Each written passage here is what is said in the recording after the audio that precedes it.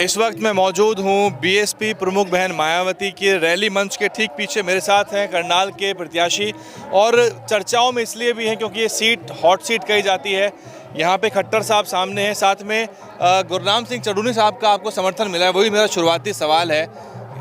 भारतीय किसान यूनियन आपके साथ खड़ी हुई है, चुनाव कैसे बदलता हुआ देख रहे हैं आप? देखो, जब पीछे किसान आंदोलन चला था तो उस वक्त मैं जेजेपी पार्टी में था, प्रदेश कार्यकारिणी का सदस्य था और मेरी जो बेटी है वो जिला पार्षद थी और पूरे हरियाणा में सबसे ज़्यादा वोट लेके जिला पार्षद बनी थी। और जो जेजेपी पार्टी थी वो बीजेपी के साथ गठबंधन में थी, सरकार में थी, डिप्टी सीएम था।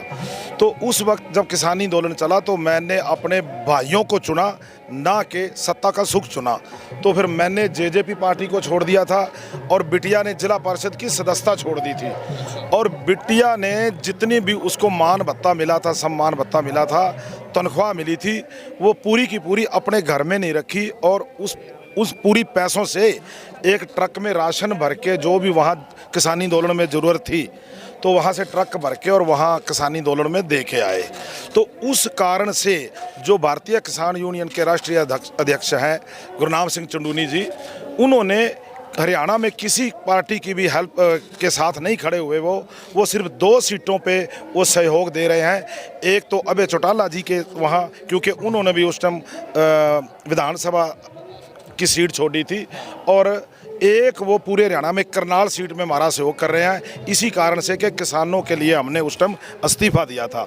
अब वही कारण है कि जितना भी किसान वर्ग है, जितने भी किसान आंदोलन से जुड़े थे साथी, वो आज सारे मेरे साथ कंधे से कंधा मिला के मेरा साथ दे रहे हैं और मेरे साथ लगे हुए हैं। और वही कारण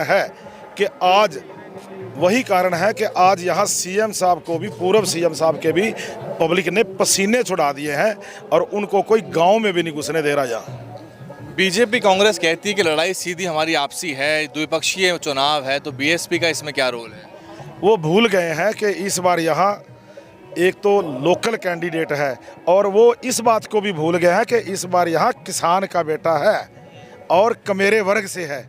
तो इस बार उनको मालूम पड़ जाएगा दोनों पार्टियों को कि करनाल लोकसभा में चुनाव किसके बीच में है। हम उन दोनों पार्टियों की जमानत जब्त कराने का काम करेंगे। यहाँ खबरें हैं कि गवर्नमेंट जो है माइनॉरिटी हो गई, अल्पमत में आ गई है, जो विधायक है उनका साथ छूट गया है। तो अब क्योंकि विधानसभा के भी चुनाव हैं और जो स्वर हैं थोड़े से दुष्यंत जी के बदले बदले से लग रहे हैं, क्या लग रहा है आपको? विधानसभा में क्या तस्वीर देखते हैं? यहाँ की विधानसभा में हमारी पार्टी ने तो कैंडिडेट खड़ा नहीं किया और मैं लगातार अपने कन्वेंसिंग में लगा हूँ, इसलिए मैं विधानसभा के बारे में कुछ कह नहीं सकता भी क्या चल रहा है। विकास के बहुत दावे हुए बीजेपी सरकार में। खट्टर साहब ने कहा हमने भी विकास किया। अब नए वाले जो मुख्यमंत्री हैं वो भी बहुत दावे कर रहे हैं। बसपा का भी अपना यहाँ वोट रहा है, आपको पता है 16% तक का वोट लोकसभा में बसपा रह चुका है। मान सिंह मनेडा जी का जो टाइम था, अमन कुमार नागराज जीते थे। अब वर्तमान में कैसे देखते हैं बीएसपी के यहाँ चुनाव?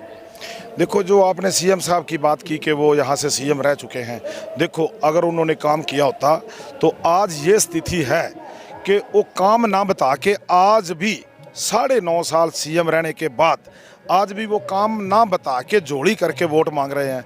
और अगर उन्होंने यहाँ कुछ काम किया होता तो मैं कहता हूँ 9.5 साल सीएम रहने के बाद आज उनको मतलब घर बैठे उनको वोट मिलने चाहिए थे, लेकिन उसके उल्ट उनको कोई गांव में घुसने नहीं देता। पिछले हफ्ते उन्होंने असंध विधानसभा में कोई कम से कम 30 गांव के दौरे रखे थे और 15 गांव में उनका विरोध हुआ, उनको काले झंडे दिखाए गए तो उनके प्रोग्राम कैंसिल हो गए और वो मुंह की खा के वापस आ गए।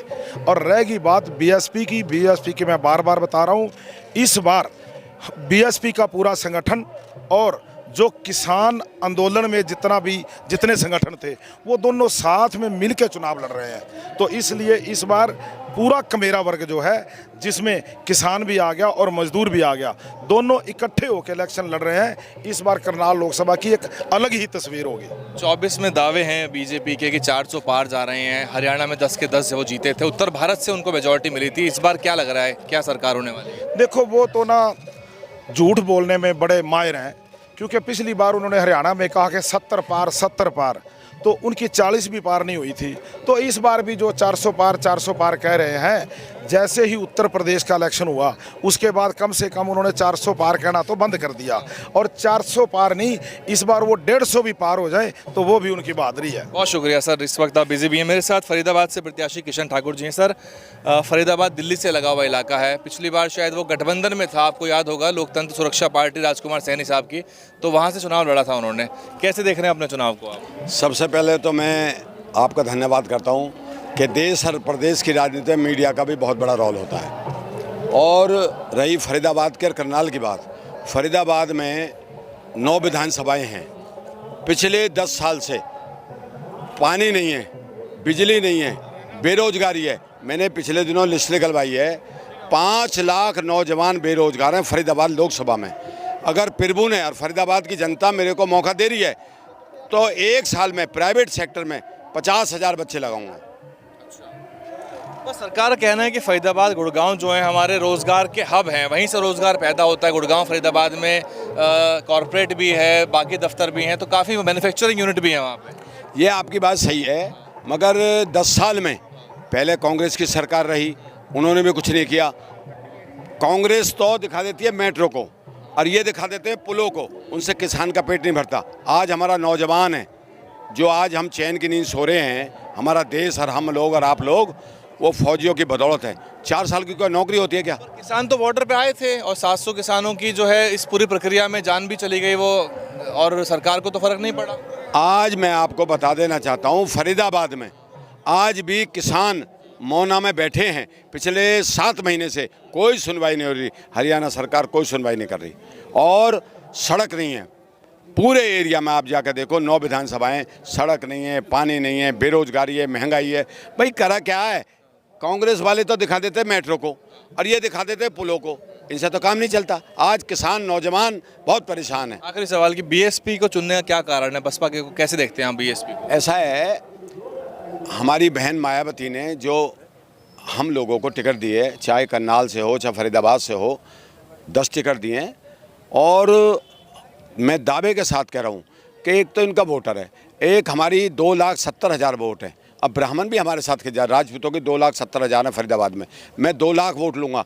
और एससी भाइयों की हमारी 4 लाख वोट है, तो हम उनसे आज 2 लाख से आगे चल रहे हैं। फरीदाबाद से जो लगी विधानसभा है ग्रेटर नोएडा, वहाँ से भी सोलंकी साहब मैदान में थे। मैं कह रहा हूँ जीत रहे हैं, आप देख लेना, 4 तारीख को आपको पता लग जाएगी। वो समाज तो नाराज बताया जा रहा था, वहाँ पे एक गांव है आपका, वहाँ 60-84 में सभा हुई थी। मैं ये कह रहा हूँ पूरे हिंदुस्तान में, हरियाणा में पिछले दिनों तुम्हें पता, लोगों में मार लगी है, ठाकुरों में लठ बजाएं, और यूपी में बजाएं, और जो है पूरे हिंदुस्तान के अंदर आज राजपूत बहुत परेशान है। वोट हमेशा बीजेपी को देता था, अब क्या बीजेपी को नहीं दे रहा वोट? राजपूत खासकर बीजेपी को दे ही नहीं रहा, अब क्या बहन जी को वोट दे रहा है। यूपी में भी दे रहा है, देखो आपने देखा होगा, पंडित जी को पसीने आ रहे हैं। और मैं आपके चैनल के माध्यम से कहता हूँ, कांग्रेस का कैंडिडेट हो या बीजेपी का मंत्री भी रहे हो, इनको चोटी से लेकर एड़ी तक पसीना आ रहा है। अब ऐसा है, वोटर और आप लोग ज़्यादा जानते हो, वोटर जो है आज बहुत परेशान है। इन पे 1% लोग हैं, खाली 1%, 99% हमारे साथ हैं। बहुत बहुत शुक्रिया। तो ये है करनाल से अपडेट, और प्रत्याशी यहाँ 2 मौजूद हैं, फरीदाबाद के प्रत्याशी और बाकी प्रत्याशी भी आएंगे। हरियाणा का जो चुनाव है उसको आप जानते हैं कि बीएसपी हर विधानसभा चुनाव में 1 सीट हमेशा निकालती रही है। 3 से लेकर 6.25% तक का वोट जो विधानसभाओं में रहा है, और लोकसभा चुनाव में एक बार बसपा को 16% तक का भी वोट मिला था। थोड़ा पुराना दौर है वो, लेकिन पिछले चुनाव में भी बीएसपी ने गठबंधन के प्रयास किए थे लोकदल के साथ। लोकदल के 2 फाड़ हो गए, जननायक जनता पार्टी दुष्यंत चौटाला अलग बनाई और वो अपने विधायकों को लेकर सरकार में शामिल हुए। अब वो सरकार से भी नाराज़ हैं, और इसीलिए इस लोकसभा चुनाव के जो परिणाम है बदले हुए होंगे। एंटी इनकम्बेंसी बीजेपी की जो टुवर्ड्स है वो हाई है, यानी कि उनको इस बार अपने कार्यकालों में जो उन्होंने वादे किए थे उसका भी प्रकोप झेलना पड़ेगा। साथ ही क्योंकि विधानसभा चुनाव भी हैं, इसलिए नए समीकरण आपको चुनाव में देखने को मिलेंगे। बने रहिए और अपडेट लाते रहेंगे। करनाल से मैं DNN हिंदी के लिए वैभव कुमार। DNN हिंदी को सब्सक्राइब करने के लिए दबाएं लाल रंग का सब्सक्राइब बटन और घंटी का बटन दबाकर ऑल नोटिफिकेशन पर क्लिक करें। चैनल को जिंदा रखने के लिए नीले रंग का ज्वाइन बटन दबाकर चैनल को आर्थिक सहयोग करें।